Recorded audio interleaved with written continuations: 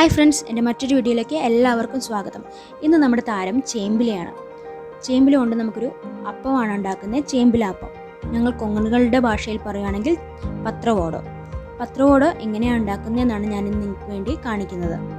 ആദ്യം തന്നെ നമുക്ക് ചേമ്പില എടുക്കേണ്ടത് നമ്മുടെ പാടത്ത് വെള്ളം കെട്ടി നിൽക്കുന്ന സ്ഥലങ്ങളിലൊക്കെയാണ് കൂടുതലും ചേമ്പില കിട്ടാറ്. പിന്നെ അതുപോലെ തന്നെ മഴക്കാലങ്ങളിൽ നമുക്ക് മിക്കയിടത്തും കിട്ടും. അതുപോലെ തന്നെ നമുക്ക് ഈ ടൈപ്പ് ഒരു ചേമ്പിലയാണ് നമുക്ക് വേണ്ടത്. മറ്റു ചേമ്പിലകളും യൂസ് ചെയ്യാവുന്നതാണ്. പിന്നെ അതുപോലെ തന്നെ ഈ കർക്കിടക മാസത്തിൽ നമുക്ക് ചേമ്പില കഴിക്കുന്നത് വളരെ അത്യുത്തമമാണ്. ഇനി നമുക്ക് ചേമ്പിലാപ്പം ഉണ്ടാക്കുന്നത് എങ്ങനെയാണെന്ന് നമുക്ക് വീഡിയോയിലൂടെ കാണാം.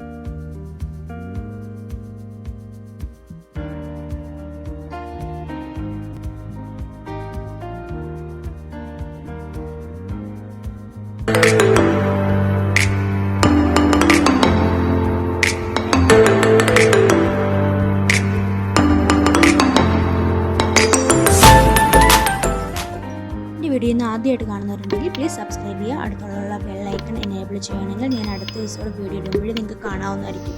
ലൈക്ക് ചെയ്യുക, ഷെയർ ചെയ്യുക. ഇനിയിപ്പോൾ അടുത്തായിട്ട് നമ്മൾ ചേമ്പില പറിച്ച് കഴിയുമ്പോഴത്തേക്കും ചേമ്പില ക്ലീൻ ചെയ്യണം. പറിച്ചതിന് അത് വാടുന്നതിന് മുമ്പ് തന്നെ നമ്മൾ ഇതിൻ്റെ വെയിൻസ് ഒക്കെ എടുക്കണം. അല്ലെങ്കിൽ നമുക്ക് വെയിൻസ് എടുക്കാൻ പറ്റില്ല. ഈ വെയിൻസ് എടുക്കുന്നത് നമുക്ക് ചേമ്പില ചൊറിയാതെ കിട്ടാൻ വേണ്ടിയാണ്. ഇല്ലാന്നുണ്ടെങ്കിൽ ഒരു ചൊറിച്ചിലൊക്കെ ഉണ്ടാവും നമ്മൾ കഴിക്കുമ്പോൾ ഈ വെയിൻസ് എടുത്തില്ല. അതുകൊണ്ടാണ് ഈ വെയിൻസ് എടുക്കുന്നത്. ഈ പൊങ്ങിയിരിക്കുന്ന 3 ഭാഗങ്ങളില്ലേ, അത് നല്ലോണം ഫുള്ളായിട്ട് എടുക്കണം. പിന്നെ ചെറിയ ചെറിയ വെയിൻസും വേണമെന്നുണ്ടെങ്കിൽ എടുക്കാം. അതുപോലെ ഫുള്ളായിട്ട് വെയിൻസ് എടുക്കണം.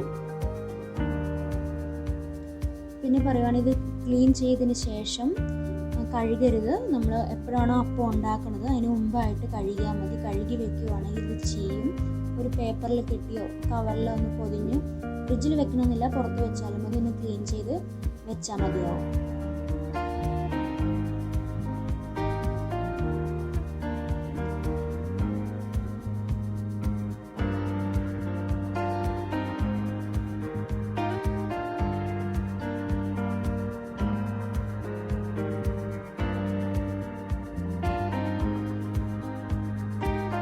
പിന്നെ അടുത്തതായിട്ട് ഇവിടെ വൈരപ്പുളിയാണ് എടുത്തിട്ടുള്ളത്. ഇതിന് കർമ്പൽ എന്ന് പറയുന്നതാണ് കോമ്പിനേഷൻ. പിന്നെ അതുപോലെ തന്നെ ഇത് ഒരു കുറച്ചുണ്ട്. ഇവിടെ ഇച്ചിരി കൂടുതൽ പത്രോടെ ഉണ്ടാക്കുന്നുണ്ട്, അതുകൊണ്ട് കുറച്ച് കൂടുതൽ എടുത്തിട്ടുണ്ട്. ആ പുളി നല്ല അരിഞ്ഞെടുത്തിട്ടുണ്ട്, ചെറുതായിട്ട് അരിഞ്ഞെടുത്തിട്ടുണ്ട്. നിങ്ങൾ പത്രോടെ എടുക്കുന്ന അളവിനനുസരിച്ച് നല്ല പുളിയൊക്കെ ഉണ്ടെങ്കിൽ നിങ്ങളിപ്പോൾ കുറച്ച് 2-3 ചേമ്പിലാപ്പം ഉണ്ടാക്കുന്നെങ്കിൽ കുറച്ച് മതിയാവും. 2-3 5-6 മതിയാവും. ഇതിപ്പോൾ ഞങ്ങൾ 8 ഉണ്ടാക്കുന്നുണ്ട്, അതുകൊണ്ടാണ് കൂടുതൽ പുളി എടുത്തത്. പിന്നെ 2 നാളികേരം ഇത് ചിരവി എടുത്തിട്ടുണ്ട്.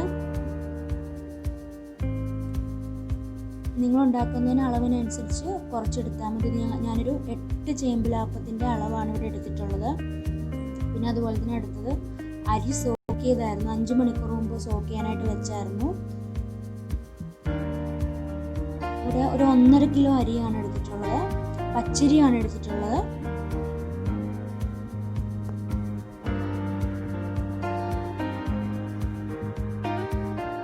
നിങ്ങൾക്ക് പുളി വൈരപ്പുളി തന്നെ കിട്ടിയില്ല എന്നുണ്ടെങ്കിൽ തക്കാളി, ചെമ്മിപ്പുളി അങ്ങനെയുള്ള പുളികളൊക്കെ നിങ്ങൾക്ക് യൂസ് ചെയ്യാവുന്നതാണ്.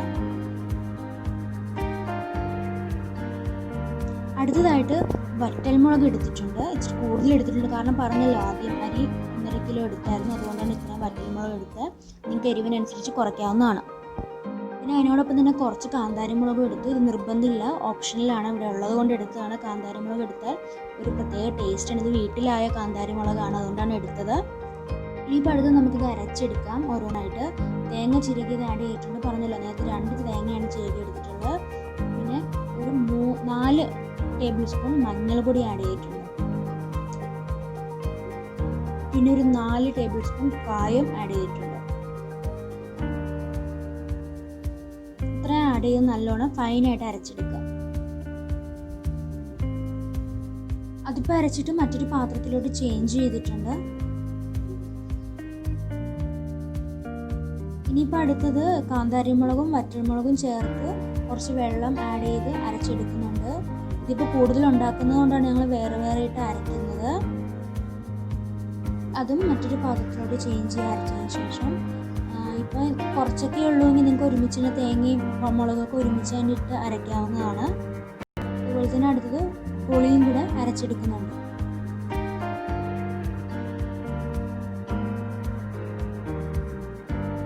പുളി അരച്ചതിന് ശേഷം അതേ പാത്രത്തിലോട്ട് ചേഞ്ച് ചെയ്ത് കൊടുത്തിട്ടുണ്ട്.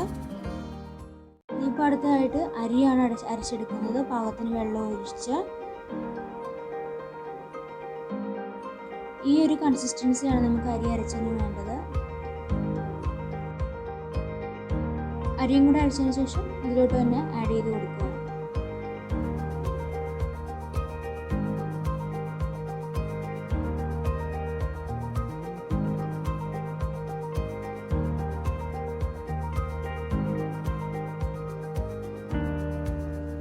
ഇനിയിപ്പോൾ അടുത്തതായിട്ട് നമ്മൾ പാകത്തിന് ഉപ്പ് ആഡ് ചെയ്ത് കൊടുക്കുന്നുണ്ട്.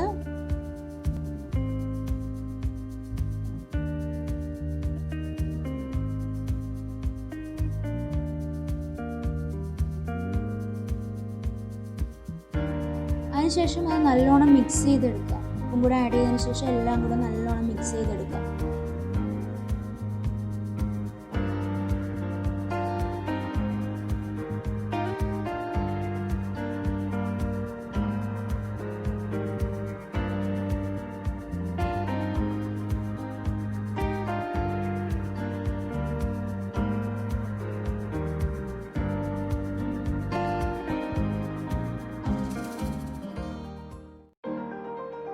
അതിന് മുമ്പായിട്ട് ഇലയൊക്കെ കഴുകി നമ്മൾ അപ്പം ചെയ്യുന്നില്ല, അതിന് മുമ്പായിട്ട് ഇല കഴുകിയാൽ മതി. അതിനുശേഷം കഴുകിയതിന് ശേഷം ഇതുപോലെ മാവ് തേച്ച് കൊടുക്കുക. ഇതിന് നല്ല ചേമ്പിലാപ്പം ഉണ്ടാക്കാനായിട്ട് നല്ല ക്ഷമ വേണം. കുറേ ടൈം പിടിക്കും, കുറേ പ്രോസസ്സുണ്ട്. പക്ഷേ നമ്മുടെ ആരോഗ്യത്തിന് നല്ല ഹെൽത്തിയാണ്. എല്ലാവരും ഒന്ന് നോക്കണം, ട്രൈ ചെയ്ത് ഒരു വട്ടമെങ്കിലും ഒന്ന് ട്രൈ ചെയ്ത് നോക്കണം. നമ്മളിപ്പോൾ ഇങ്ങനെ മാവ് തേച്ച് കൊടുക്കത്തില്ല, ഏറ്റവും താഴെ ഇച്ചിരി വലിയ ഇല നോക്കി വെക്കണം. അതിൻ്റെ മുകളിലോട്ട് ചെറിയ ചെറിയ ചെറിയ ഇല വെച്ചിങ്ങനെ. ഇനിയിപ്പോൾ ഒരു അപ്പത്തിന് 15 ഇലയാണ് ഇവിടെ യൂസ് ചെയ്തിട്ടുള്ളത്. അപ്പോൾ അതിനിങ്ങനെ താഴെയെല്ലാം വലിയ വലിയ ഇലകൾ വെക്കണം. അതിൻ്റെ മുകളിലോട്ട് ചെറിയ ചെറിയ ഇലകൾ വെച്ചാൽ മതി. ഇതുപോലെ കുറച്ച് കുറച്ചായിട്ട് ഇങ്ങനെ മാവ് തേച്ച് കൊടുക്കണം. ഈ കാണുന്ന പോലെ തന്നെ ചെയ്താൽ മതി.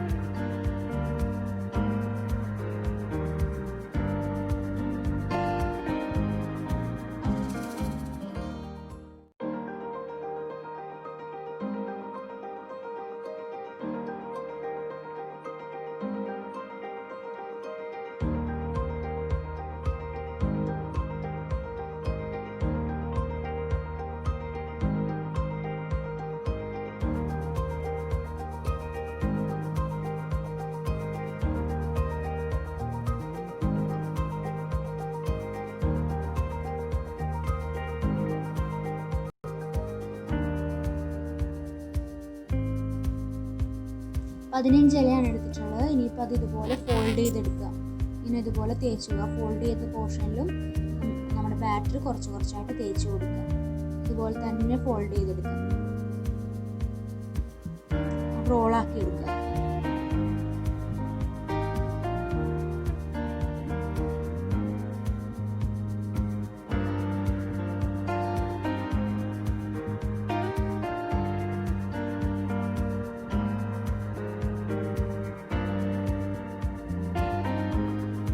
അതിനുശേഷം അത് മറ്റൊരു പ്ലേറ്റിലോട്ട് മാറ്റി വയ്ക്കുക. വേണമെന്നുണ്ടെങ്കിൽ ഒന്ന് വാഴയിലയിൽ ഇതുപോലെ ഒന്ന് വെക്കാം, ടേസ്റ്റിയാണ്.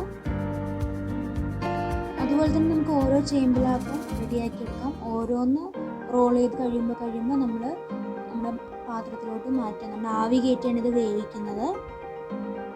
ഇതുണ്ട്, ഓരോന്ന് കഴിയുമ്പോൾ നമ്മൾ ഓരോന്നെടുത്ത് നമ്മുടെ ഇഡ്ഡലി പാത്രത്തിലാണ് ഇപ്പോൾ ആവി കയറ്റുന്നത്. ഉണ്ട്, ഇതിൽ ഓരോന്ന് കഴിയുമ്പോൾ ഓരോന്നായിട്ട് മാറ്റി വെച്ച് കൊടുക്കുക. ഇതൊരു ഒരു മണിക്കൂറോളം നമ്മൾ വേവിക്കണം. 1 മണിക്കൂറോളം ആവിയിൽ വേവിച്ചെടുക്കണം. 1 മണിക്കൂർ വേണം ഇത് വേവാനായിട്ട്.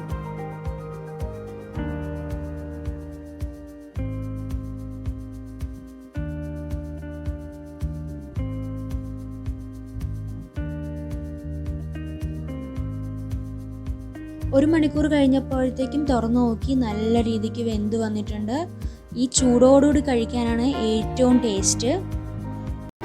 ഇത് സാധാരണ കഴിക്കാറ് നമ്മൾ ഇതുപോലെ കഷ്ണങ്ങളാക്കി എണ്ണയിൽ മുക്കിയാണ് കഴിക്കാറ്. വേണമെന്നുണ്ടെങ്കിൽ അച്ചാറൊക്കെ മുക്കി കഴിക്കാൻ നല്ലതായിരിക്കും. ഇതിൻ്റെ കോമ്പിനേഷൻ എന്ന് പറയുന്നത് എണ്ണയാണ്. ഈ പപ്പടമൊക്കെ വറുത്ത എണ്ണ ഉണ്ടാവില്ല, ആ എണ്ണ മുക്കി കഴിക്കുന്നതായിരിക്കും നല്ലത്. പിന്നെ അതുപോലെ തന്നെ ഒരു 2 ദിവസം നമ്മൾ ഫ്രിഡ്ജിലൊക്കെ വെച്ച് 2 ദിവസം കഴിയുമ്പോൾ ഇതൊക്കെ നല്ലോണം പിടിക്കും. എരിവും പുളിയൊക്കെ നല്ലോണം പിടിച്ച് കഴിയുമ്പോൾ ജസ്റ്റ് ഒന്ന് പൊരിച്ച് കഴിക്കാനായിട്ട് ഇതിലും നല്ല ടേസ്റ്റാണ്. ഇതുപോലെ എല്ലാവരും ഉണ്ടാക്കി നോക്കണം.